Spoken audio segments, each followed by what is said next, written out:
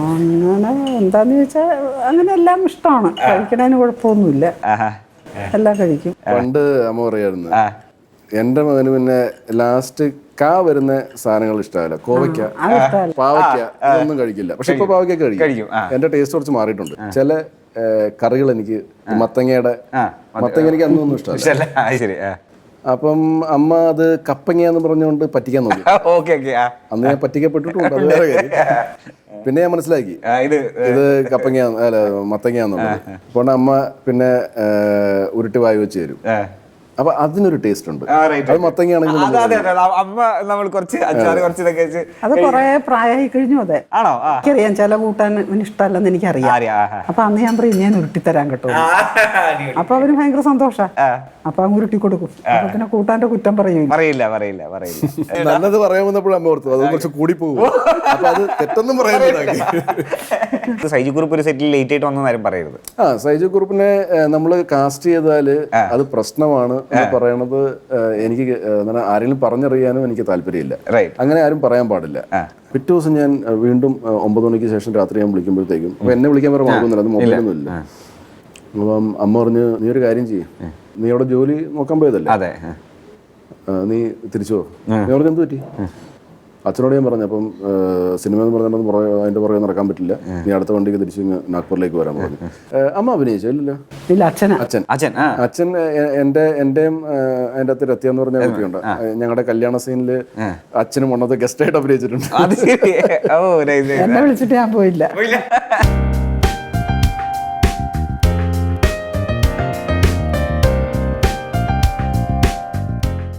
അപ്പോൾ ഇതുപോലെ ചേട്ടാ നമ്മളുടെ പിന്നെ ലൈഫിൽ ഇപ്പോൾ പറഞ്ഞല്ലേ നമ്മൾ, അതായത് എനിക്ക് തോന്നുന്നത് MG ചേട്ടനെ കാണുന്നതാണ് ലൈഫിലെ അദ്ദേഹത്തെ പരിചയപ്പെടുന്നതും പിന്നെ മയൂഖത്തിലേക്കുള്ള ഒരു ജേണി. അത് അപ്പം നമ്മളൊരു ഭയങ്കര എല്ലാവരും ഭയങ്കര ആ ഒരു ടൈമിൽ നമുക്കൊരു ജോലി കിട്ടുക എന്ന് പറയണൊക്കെ ഭയങ്കര ഒരു ജോലി കിട്ടി, നമ്മുടെ ലൈഫ് പോകുന്നു, പിന്നെ കല്യാണം, കുട്ടികൾ, അങ്ങനെ ആ ഒരു സ്റ്റേജ് ഉണ്ടല്ലോ. അപ്പോൾ അത് പെട്ടെന്ന് ബ്രേക്ക് ചെയ്തിട്ട് ജോലിയിൽ നിന്നൊരു ബ്രേക്ക് എടുക്കുന്നു, സിനിമയിൽ പോകണമെന്ന് പറയണം. അങ്ങനെ ഫസ്റ്റ് സിനിമ അത് സംഭവിക്കുന്നു. അപ്പം ഒരു അമ്മയ്ക്കും അച്ഛനും ഒക്കെ ഒരു ഡൗട്ട് ഉണ്ടാവില്ലേ, പോയി ഇനിയിപ്പോൾ സിനിമ എന്ന് പറയുമ്പോൾ നമ്മളൊന്നാമത് അവിടെ ആയതുകൊണ്ട് നമുക്ക് ഇതിനെക്കുറിച്ച് വലിയ നോളജ് ഒന്നും ഇല്ല, ഇവിടെ വന്ന് ഇത് എന്ത് ചെയ്യും എന്നുള്ള ഒരു ഡൗട്ടും കാര്യങ്ങളൊക്കെ ഉണ്ടാവും. അത് പലരും പറയുകയും ചെയ്യും, സിനിമയൊന്നും പോകരുത് കേട്ടോ എന്ന് അമ്മേൻ്റെ അടുത്ത് പറഞ്ഞിട്ടും ഉണ്ടാവും അല്ലേ. അപ്പോൾ അതെങ്ങനെയായിരുന്നു ആ ഒരു കാലഘട്ടം? ഇതൊന്നും നമുക്കൊരു ചിന്തയില്ലല്ലോ സിനിമയിൽ പോകണോ. അന്ന് കോഴിക്കോടല്ലേ ജോലി ചെയ്തിരുന്നത്? ട്രിവാൻഡ്രത്താണ് ജോലി ചെയ്തിരുന്നത്. അപ്പോഴാണ് MG ശ്രീകുമാർ സാർ ഇങ്ങനെ പറയുന്നതും. അപ്പം എന്നെ വിളിച്ച് ആദ്യം പറയണത്, ഞാനപ്പം ചേർത്തല എൻ്റെ വീട്ടിലാണ്, അച്ഛനപ്പം ഇവൻ്റെ ചേച്ചിയുടെ കൂടെ എറണാകുളത്താണ്. അപ്പം എന്നെ വിളിച്ചിങ്ങനെ പറഞ്ഞു, ഇങ്ങനെ ഒന്ന് പറഞ്ഞു പറഞ്ഞപ്പോൾ ഞാനിതൊന്നും കാര്യത്തിലെടുത്തിട്ടില്ല. ഞാൻ പറഞ്ഞു എനിക്കറിയാൻ മേലെ ഇതിനൊക്കെ പോയാൽ ശരിയാകും, ഒരു കാര്യം ചെയ്യുക, അച്ഛൻ എറണാകുളത്തുണ്ടല്ലോ, അപ്പം അച്ഛനെയും ചേച്ചിയൊക്കെ വിളിച്ച് പറ.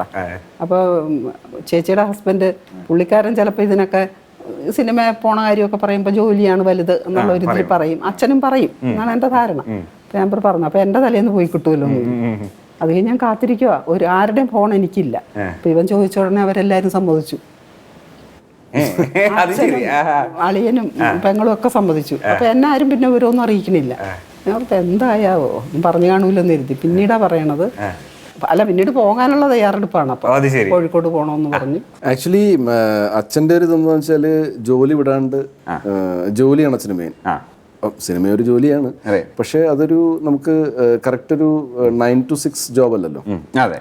അപ്പൊ അച്ഛന് വേണ്ടിയിരുന്നത് 9 to 6 ജോബ്. അച്ഛൻ സെൻട്രൽ ഗവൺമെന്റ് എംപ്ലോയി ആണ്. അപ്പോൾ ഇതിനു മുമ്പ് ചെന്നൈയിൽ ഞാൻ ഒരു പ്രാവശ്യം പോയപ്പോഴത്തേക്കും, ചെന്നൈയിൽ ഈ ജോലി അന്വേഷിക്കലിന്റെ ഭാഗമായിട്ട് സന്തോഷമായിട്ട് കൂടെ ഞാൻ പോയത് ആവശ്യം.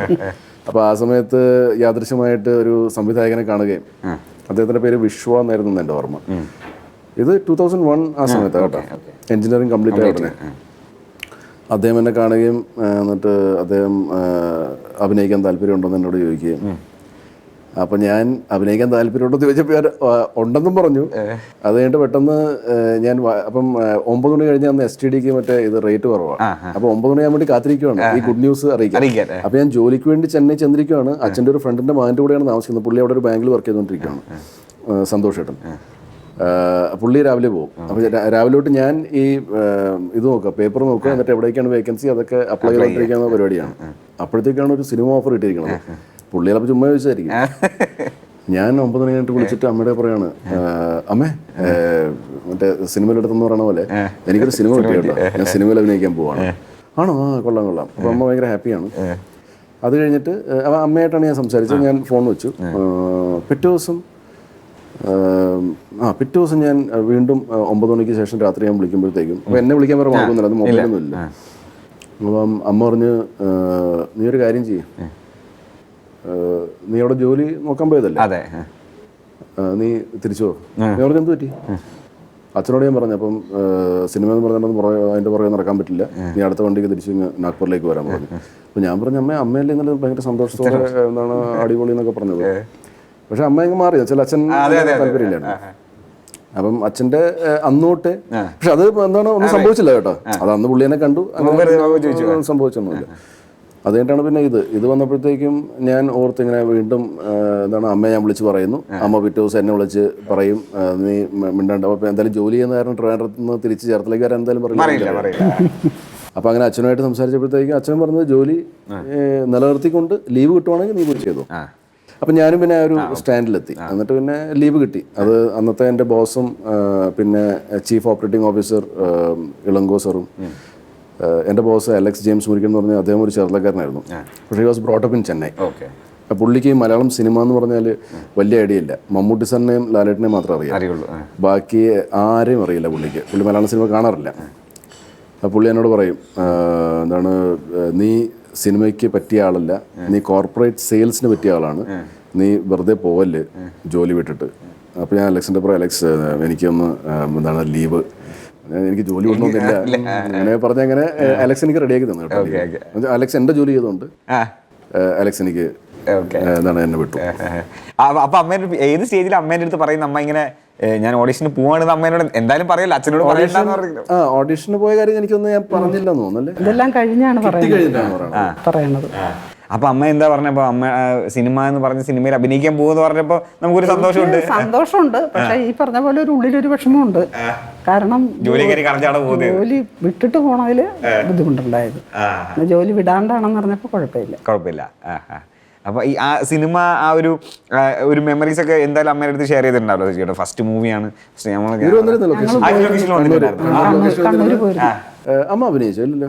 ഇല്ല, അച്ഛൻ എന്റെയും അതിന്റെ അകത്ത് രത്യ എന്ന് പറഞ്ഞ കുട്ടിയുണ്ട്. ഞങ്ങളുടെ കല്യാണ സീനില് അച്ഛനും വന്നത് ഗസ്റ്റ് ആയിട്ട് അഭിനയിച്ചിട്ടുണ്ട്. എന്നെ വിളിച്ചിട്ട് ഞാൻ പോയില്ല. പിന്നെ ഈ ജോലി വേണ്ട, ഇപ്പം പറഞ്ഞ പോലെ വിവാഹത്തിന് ശേഷം ജോലി വേണ്ട എന്നുള്ളൊരു തീരുമാനം നമുക്ക് സിനിമ റെഗുലർ ആ ഒരു ഡിസിഷൻ എപ്പോഴാണ് എടുത്തത്?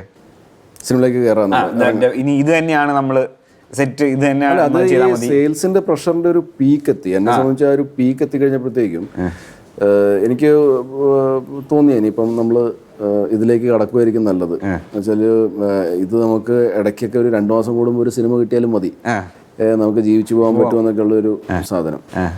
അപ്പോൾ അങ്ങനെ ഞാൻ 2006 എനിക്കൊന്ന് ഏപ്രിൽ മാസം ആണെന്ന് തോന്നുന്നു, ഞാനൊരു തീരുമാനം എടുക്കുവാണെങ്കിൽ ഇപ്പം ഞാൻ റിസൈൻ ചെയ്യാം, എന്നിട്ട് സിനിമയിലേക്ക് കടക്കാം. അങ്ങനെ പിന്നെ സ്ക്രാച്ചിൽ നിന്ന് തുടങ്ങേണ്ടി വന്നു. എനിക്കിങ്ങോട്ട് ഓഫേഴ്സ് ഒന്നും വരുന്നില്ല. പക്ഷെ ഞാൻ പിന്നെ അങ്ങോട്ട് ആൾക്കാരെ വിളിച്ച്, അങ്ങനെ ജയറാ സാറാണ് ആദ്യമായിട്ട് എനിക്ക് ചാൻസ് തന്നത് അശ്വരോടൻ എന്ന് പറഞ്ഞ സിനിമയിൽ. Thank you. അങ്ങനെ അശ്വരോടൻ ചെയ്തു. പിന്നെ റെഗുലർ ഇൻ്റർവെൽസിൽ എനിക്ക് സിനിമകളിലേക്ക് വരായിരുന്നു.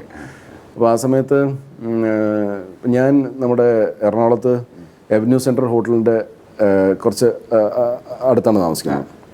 അപ്പോൾ ആ ഒരു റോഡുണ്ടല്ലോ എവന്യൂ സെൻട്രൽ ഹോട്ടലിൻ്റെ, അവിടെ എല്ലാ ആഴ്ചയിലും ഒരു പടത്തിൻ്റെ ഷൂട്ടിംഗ് നടക്കണം. അപ്പോൾ അവിടെ ഈ റഷ് കുറവായത് കാരണം മിക്കവാറും വണ്ടികൾ ഓടിക്കുന്ന സീൻസൊക്കെ അവിടെ എടുക്കുന്നത്. അപ്പോൾ ഞാനിപ്പോൾ ഈയിടെ ജീത്തു ജോസഫിൻ്റെ പടം ചെയ്യണ സമയത്ത് എൻ്റെ ഷൂട്ട് അവിടെയായിരുന്നു 2 ദിവസം രാത്രി. അപ്പോൾ ആ റോഡിൽ ഞാൻ ഇരിക്കുന്ന സമയത്ത് ഞാനിപ്പോൾ ഇങ്ങനെ ജീത്തുവിൻ്റെ ഒക്കെ പറയുമായിരുന്നു. അതായത് ഈ 2006, 7, 8 കാലഘട്ടത്തിൽ നമുക്ക് സിനിമകൾ കുറവാണ്. അപ്പോൾ 4-5 മാസം സിനിമ കാണില്ല. അപ്പോൾ ഈ 4-5 മാസം എനിക്ക് ഏത് ഷോപ്പിലേക്ക് പോകണമെങ്കിലും എനിക്ക് ഈ വഴി പോയാലേ പറ്റുള്ളൂ. അപ്പോൾ ആ വഴി പോകുമ്പോഴത്തെ ഏതെങ്കിലും പടത്തിൻ്റെ ഷൂട്ടിംഗ് കാണും. അപ്പം ഞാനിങ്ങനെ വണ്ടിയിലിരുന്ന് ഇങ്ങനെ ആലോചിക്കും, ദൈവമേ എനിക്ക് എന്താണ് ഇങ്ങനെയൊക്കെ ഇനി അഭിനയിക്കാൻ പറ്റുക. അപ്പം പക്ഷേ അൾട്ടിമേറ്റ്ലി വാട്ട് ഹാപ്പൻഡ് ഈസ് ആ റോഡിൽ തന്നെ പിന്നെ പിൻകാലത്ത് എനിക്ക് കുറേ സിനിമകൾ അവിടെ ഷൂട്ട് ചെയ്തിട്ടുണ്ട്. അപ്പോഴൊക്കെ ഞാൻ അതിനെപ്പറ്റി ഓർക്കും, എൻ്റെ ഒരു ഇതിനെപ്പറ്റി, അവസ്ഥയെ പറ്റി അന്നത്തെ. അപ്പം അത് ഒരു കണക്കിന് നല്ലതാണ്, ബിക്കോസ് നമ്മൾ കുറച്ചുകൂടെ പ്രൊഫഷണൽസ് ആവും. നമ്മളിപ്പം എന്താ സംഭവിച്ചാൽ, ഞാനും മനുഷ്യനാണ്, നമുക്ക് റെഗുലറായിട്ട് സിനിമകൾ ഉള്ളപ്പോഴത്തേക്കും നമ്മൾ അതിൻ്റെ ഒരു ഇതിലങ്ങ് പ്രൊഫഷണലിസം കുറച്ച് കുറയാം. പക്ഷേ I made it A point that ഞാൻ കൂടുതൽ പ്രൊഫഷണൽ ആവും because I have got more movies. ഞാൻ കുറച്ചുകൂടെ കൂടുതൽ ഇത് കാണിക്കും, ഞാൻ എൻ്റെ ഡിസിപ്ലിൻ എല്ലാം ഞാൻ കൂടുതൽ അപ്ലൈ ചെയ്യുന്നുണ്ട്.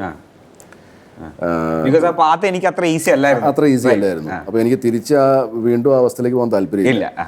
സോ വാട്ട് എവർ, ഇപ്പം അഭിനയത്തിൽ ചില പരിമിതികൾ കാണാം വേണമെങ്കിൽ, ഓക്കെ, പക്ഷേ അത് ഞാൻ കവറപ്പ് ചെയ്യുന്നത് ഈ എൻ്റെ ഡിസിപ്ലിനും പങ്ക്ച്വാലിറ്റിയും ബാക്കിയുള്ള ആൾക്കാരുടെ കാര്യത്തിൽ പ്രോബ് ചെയ്യാണ്ടും അങ്ങനെയൊക്കെയാണ് ഞാനിത് മെയിൻറ്റെയിൻ ചെയ്യുന്നത്. അതായത് ഒരിക്കലും ആരും പറയരുത് സൈജു കുറുപ്പ് ഒരു സെറ്റിൽ ലേറ്റ് ആയിട്ട് വന്നെന്ന് ആരും പറയരുത്. സൈജു കുറുപ്പിനെ നമ്മൾ കാസ്റ്റ് ചെയ്താൽ അത് പ്രശ്നമാണ് എന്ന് പറയണത് എനിക്ക് ആരെങ്കിലും പറഞ്ഞറിയാനും എനിക്ക് താല്പര്യമില്ല. അങ്ങനെ ആരും പറയാൻ പാടില്ല. അപ്പൊ അത് പറയിപ്പിക്കാതിരിക്കുക എന്നുള്ളതാണ്. അപ്പൊ എനിക്ക് ഡെഫിനറ്റ്ലി ഞാൻ എന്താണ് ഡയറക്ടേഴ്സിനോട് തമാശയ്ക്ക് പറയാറുണ്ട്, അതായത് ചിലപ്പോൾ നിങ്ങളൊക്കെ ഡിസ്കസ് ചെയ്യുമായിരിക്കും, ഞാൻ ചാൻസ് ചോദിക്കുമ്പോഴത്തേക്കും അയാൾ കാസ്റ്റ് ചെയ്യാല്ലേ, അഭിനയം എന്താണ് കുറച്ച് പോരായെങ്കിലും അയാൾ സമയത്ത് വന്നോളും, നമ്മൾ പറയണ പോലെയൊക്കെ ചെയ്തോളും, അതുകൊണ്ട് ആൾക്കാർ നിങ്ങളൊക്കെ കാസ്റ്റ് ചെയ്തായിരിക്കും തമാശ പറയാം. അപ്പം ഞാൻ ചില സമയത്ത് അങ്ങനെ തോന്നാറുണ്ട്. ഇപ്പൊ ട്രിവാൻഡ്രം ലോഡ്ജ് പോലത്തെ ഒരു സിനിമയിൽ എന്നെ VKP കാസ്റ്റ് ചെയ്യാൻ കാരണം ഒരു പരിധിവരെ നമ്മുടെ ഓഫ് ക്യാമറ റിലേഷൻ ആയിരിക്കാം, പക്ഷെ ഓഫ് ക്യാമറ റിലേഷൻ ഉണ്ടെന്ന് വെച്ച് ഒരാളെ കാസ്റ്റ് ചെയ്യണമെന്നില്ല, അയാൾ ഡിസിപ്ലിൻഡ് അല്ലെങ്കിൽ. അപ്പോൾ അന്ന് എന്നെ പോലത്തെ ഒരു ആക്ടറെ ആ ഒരു വളരെ സുപ്രധാനമായിട്ടുള്ള ആ കഥാപാത്രത്തിൽ പ്ലേസ് ചെയ്യണമെങ്കിൽ ഈ ഫാക്ടേഴ്സ് ഒക്കെ ചിലപ്പം പുഷ് ചെയ്ത് കാണുമായിരിക്കും. VKPക്കോ അല്ലെങ്കിൽ അനൂപ് മേനോ തോന്നണം. ഡെഫിനറ്റ്ലി തോന്നിയിട്ടുണ്ടാവും, തോന്നി കാണണം. അപ്പം നമുക്ക് കോഫി ആൻഡ് സാൻഡ്വിച്ചസ് ഉണ്ട്. ബ്രോഡ് ബീൻ ഹോട്ടലാണ് നമ്മളുടെ ഇന്നത്തെ വെന്യൂ. അപ്പോൾ താങ്ക്സ് ടു ബ്രോഡ് ബീൻ. അമ്മയോട് ഞാൻ ചോദിക്കട്ടെ, അമ്മ കുക്കിംഗ് ഒക്കെ എങ്ങനെയാണ്? സൈചേട്ടൻ ഞാനതിന് മുന്നേ ഞാനൊരു കുറച്ച് ഫോട്ടോസ് ഉണ്ട്, അതായത് കുക്ക് ചെയ്യാണെന്ന് കാണിക്കുന്ന ഒരു ഫോട്ടോ ഞാൻ ഇൻസ്റ്റയിൽ നിന്ന് തപ്പിയെടുത്തിട്ടുണ്ട്, അത് ഞാൻ കാണിച്ചത്. അപ്പൊ ഇങ്ങനെ ഹെൽപ്പ് ഒക്കെ ചെയ്യായിരുന്നോ കുക്കിംഗ്?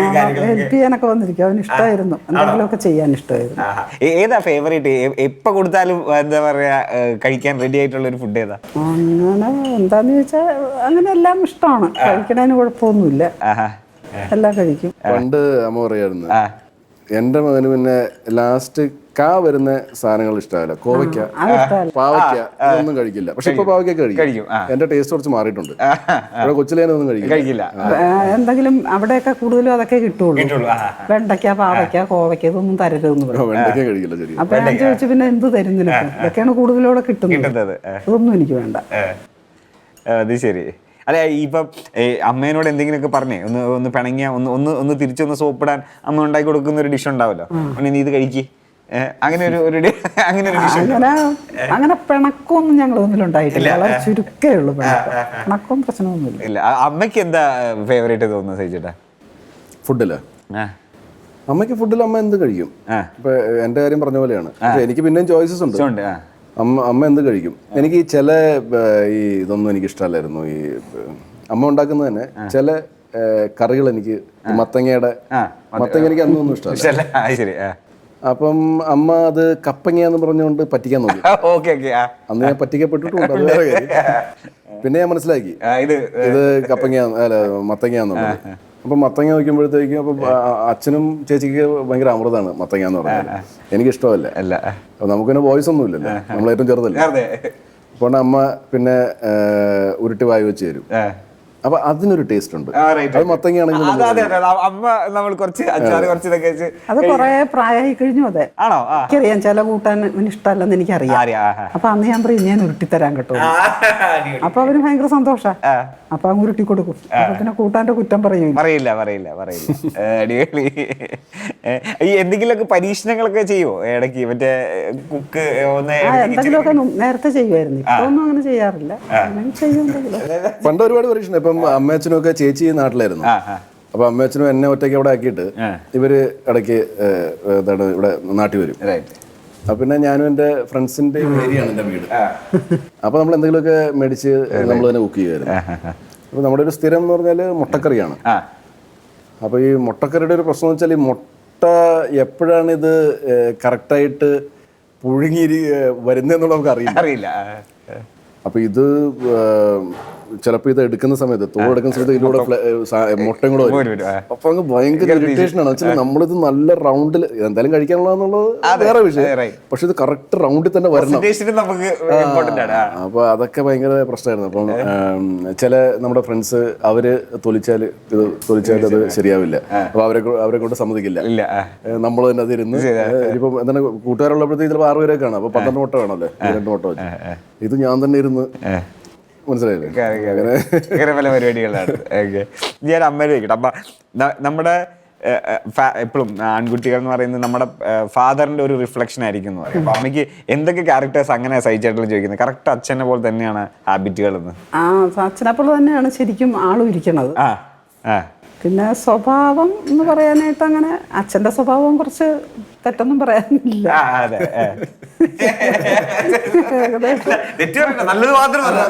നല്ലത് പറയാൻ വന്നപ്പോഴും അമ്മ ഓർത്തു അത് കുറച്ച് കൂടി പോകും. അപ്പൊ അത് തെറ്റൊന്നും പറയാനില്ല. അല്ല, ഇത് ഭയങ്കര ഒരു ഡെഡിക്കേറ്റഡ് ആയിട്ടുള്ള ഒരാളാണ്. എന്തെങ്കിലും ഒരു കാര്യം ചെയ്യുകയാണെങ്കിൽ അതിൽ ഫുൾ കോൺസെൻട്രേറ്റ് ചെയ്ത് അങ്ങനെ ചെയ്യുന്നത് അതൊക്കെ ഉണ്ട്. ഓക്കെ ചേട്ടാ, അപ്പോൾ കമ്മിങ് ബാക്ക് ടു നമ്മുടെ മൂവീസിൻ്റെ കാര്യമായിരുന്നു നമ്മളിങ്ങനെ സംസാരിച്ചുകൊണ്ടിരുന്നത്. അപ്പോൾ അമ്മയ്ക്ക് ഏറ്റവും ഇഷ്ടപ്പെട്ട ചെയ്ത് ഭയങ്കര അമ്മ ചിരിച്ച് ഭയങ്കര ഇഷ്ടപ്പെട്ട സൈചേട്ടൻ്റെ ഒരു ക്യാരക്ടർ അല്ലെങ്കിൽ സിനിമ ഏതാ ഓർമ്മയുണ്ട് അമ്മയ്ക്ക്? എങ്ങനെ? എനിക്ക് ഇതിഷ്ടമാണ്, എന്താണ് അറക്കൽ അബു ആണോ അമ്മ? അറക്കൽ അബു ഇഷ്ടമാണ്. മറ്റേ വേറൊന്നുണ്ടല്ലോ പോലീസ് സ്റ്റേഷനൊക്കെ ഉള്ള ജനമൈത്രി. അടിപൊളി അതിഷ്ടമാണ്. അമ്മ സിനിമയൊക്കെ സൈജന്റെ എല്ലാ സിനിമകളും തിയേറ്ററിൽ പോയി കാണും? സൈജന്റെ എല്ലാ സിനിമയും കാണും. എല്ലാ സിനിമയും തിയേറ്ററിൽ പോയി കാണും. അത് നമ്മുടെ ഒരു ഗേളി ആന്റി ഉണ്ട്, ജോണങ്ങളും ഗേളി ആന്റി, നാഗ്പൂരിലുണ്ടായിരുന്നു. അവിടെ ഒരുപാട് മലയാളി ഫാമിലീസ് ഉണ്ടായിരുന്നു. അപ്പം ഗേളി ആന്റി ഇവിടെ കത്രികടവിലാണ് താമസിക്കുന്നത്. ഗേളി ആന്റി ഭയങ്കര മൂവി ഇഷ്ടപ്പെടുന്ന ഒരാളാണ്, പ്രത്യേകിച്ച് ഞാൻ അഭിനയിക്കുന്ന മൂവീസ്. അപ്പൊ അങ്ങനെ മിക്കവാറും സിനിമകളിൽ ഞാനിവിടെ ഉണ്ടെങ്കിൽ ഞാനും അമ്മയും ഗളിയാൻ്റെയും കൂടെയാണ് വനിതാ വനിതയിൽ പോകുന്നത്. നമ്മുടെ 10 മണിയുടെ ഷോ ഉണ്ടല്ലോ, അപ്പോൾ അതിന് ഞങ്ങൾ 3 പേരും കൂടെ പോകാറുണ്ട്. അപ്പോൾ ജാനകി ജാനെ ലാസ്റ്റ് റിലീസ് ആയപ്പോഴത്തേക്കും അതാണ് നമ്മൾ ലാസ്റ്റ് പോയത് അല്ലേ? അത് കഴിഞ്ഞിട്ട് പിന്നെ ഞാനിവിടെ അധികം ഇല്ല. അപ്പോൾ അന്ന് ഗളിയാൻ്റി ഉണ്ടായിരുന്നു, ജോണങ്ങളുണ്ടായിരുന്നു, അവരുടെ ഫാമിലി ഫ്രണ്ട്സ് ഉണ്ടായിരുന്നു, നമ്മളെല്ലാവരും കൂടെയാണ് പോയത്. അനു ഉണ്ടായിരുന്നു, എൻ്റെ 2 മക്കളുണ്ടായിരുന്നു. ഞങ്ങളെല്ലാവരും കൂടെ സിനിമ കാണാൻ പോയത്. ഗേളി ആൻറ്റി ഭയങ്കര ഒരു പണ്ടോട്ടെ ഗേളി ആൻറ്റിക്ക് ഈ പറഞ്ഞ പോലെ നേരത്തെ അമ്മ പറഞ്ഞില്ലേ സൈജു, അപ്പോൾ ഗേളി ആൻറ്റി പറയുന്നു സൈജു എറണാകുളത്തൊക്കെ പോയി നിൽക്കുവാണെങ്കിൽ ചിലപ്പോൾ സീരിയലിലൊക്കെ സൈജുവിന് ചാൻസ് ഉണ്ട്. അപ്പോൾ അത് ഗേളി ആൻറ്റി പറഞ്ഞത്. അപ്പം അങ്ങനെ ഗേളി ആൻറ്റി പറഞ്ഞു ഞാൻ എന്തായാലും സീരിയലിലെങ്കിൽ ഇവിടെ ഞാൻ എത്തി. ഞാൻ നിങ്ങളുടെ ഒരു ഫേവറേറ്റ് ക്രിസ്മസ് മെമ്മറി അങ്ങനെ എന്തെങ്കിലും ചോദിച്ചാൽ നമുക്ക് അങ്ങ് വൈൻഡ് അപ്പ് ചെയ്തല്ലോ? ഞങ്ങൾക്ക് ക്രിസ്മസ് അവിടെ നാഗ്പൂരായിരുന്നപ്പം ഒരുപാട് ക്രിസ്ത്യൻ ഫാമിലി ഉണ്ടായിരുന്നു. അപ്പം ക്രിസ്മസ് അവരുടെയൊക്കെ ആരുടെയെങ്കിലും വീട്ടിലായിരിക്കും സ്ഥിരമായിട്ടൊരു വർഗീസും കുമാരിയൊക്കെ ഉണ്ട്. പുള്ളി മരിച്ചുപോയി, അവരിപ്പോൾ പൂനെയിലുണ്ട്, അവിടെ ആയിരിക്കും മിക്കവാറും ക്രിസ്മസ്. പിന്നെ പീറ്ററും അന്നമ്മ ആൻറ്റിയും പിന്നെ ഒരു തോമസ് ബേബി ആൻറ്റിയും. അപ്പം അതായത് അന്നത്തെ ഒരു കൺസെപ്റ്റ് എന്ന് വെച്ചാൽ ഓണം ഹിന്ദുക്കളുടെ തിരുവോണം മിക്കവാറും ഞങ്ങളുടെ വീട്ടിലായിരിക്കും തിരുവോണം. പിന്നെ ഒരു ദിവസമല്ലേ പറ്റൂ, പിന്നെ ഒരു സൺഡേ വരുമ്പോൾ വേറെ ഹിന്ദുക്കൾ വേറെ ഉള്ള അത് കുറെ ദിവസം കാണും ഓണം. ക്രിസ്മസ് ആണ് നമുക്ക് താല്പര്യം. കുമാരി ആന്റി ഉണ്ടാക്കുന്ന ഫിഷ് കറിക്ക് ഒരു ടേസ്റ്റ്, അന്നമ്മ ആന്റി ഉണ്ടാക്കുന്ന ഫിഷ് കറിക്ക് ഒരു ടേസ്റ്റ്, ബേബി ആന്റി ഉണ്ടാക്കുന്നതിന് വേറൊരു ടേസ്റ്റ്. അപ്പൊ ഇവര് 3 പേരും ഇപ്പൊ ഒരാൾ കരുനാഗപ്പള്ളി, ബേബി ആന്റി അടൂര്, അന്നമ്മ ആന്റി ആലപ്പുഴക്കാരി. അപ്പം പല പല ടേസ്റ്റ്, അമ്മ ഉണ്ടാക്കുന്നതിന് വേറെ ടേസ്റ്റാണ്. അപ്പോൾ നമുക്ക് ഭയങ്കര ഇഷ്ടമായിരുന്നു ആ സമയത്ത് ഈ അത് തന്നെയല്ല, ക്രിസ്മസിന് ലീവാണ്, ആ ഹാ ഹാ. ക്രിസ്മസ് അവധി ഉണ്ടല്ലേ. ഓണത്തിനെന്ന് പറഞ്ഞാൽ അന്ന് എക്സാം കാണും, അവിടെ ഓണം ഇല്ലല്ലോ. ഓ ഇല്ല ഇല്ല ഇല്ല. അപ്പൊ ഇവരൊക്കെ സ്കൂളിൽ നിന്ന് വന്ന് എല്ലാം ഉണ്ടാക്കി വെച്ച് എല്ലാവരും കാത്തിരിക്കുക, എല്ലാവരുടെ മക്കളും സ്കൂളിലായിരിക്കും. Unit test നടക്കുമായിരിക്കും. വന്നു കഴിഞ്ഞ് കുളിച്ച് റെഡിയായി വന്നിട്ട് വേണം ഭക്ഷണം കഴിക്കാൻ. അപ്പൊ അത്ര ഒരു ഇത് വരില്ല. ക്രിസ്മസ് രസമാണ്. Okay okay. അപ്പൊ അങ്ങനെ വീണ്ടും ഒരു ക്രിസ്മസ് കൂടെ വന്നിരിക്കുകയാണ്. അപ്പം ഈ ക്രിസ്മസും ഈ പുതുവത്സരത്തിലും സജിച്ചേട്ടാ ഇനി കുറേ എന്താ പറയുക നല്ല റോളുകൾ ചെയ്യാൻ ആശംസിക്കട്ടെ, ചെയ്യാൻ കഴിയട്ടെ എന്ന് ഞാൻ ആശംസിക്കുന്നു. അതുപോലെ അമ്മ ഇത്രയും നേരം ഞങ്ങളിലൂടെ സ്പെൻഡ് ചെയ്തതിലും സജിച്ചേട്ടൻ്റെ കുറച്ച് കള്ളത്തരങ്ങളൊക്കെ നമ്മൾ കണ്ടുപിടിച്ചില്ലേ.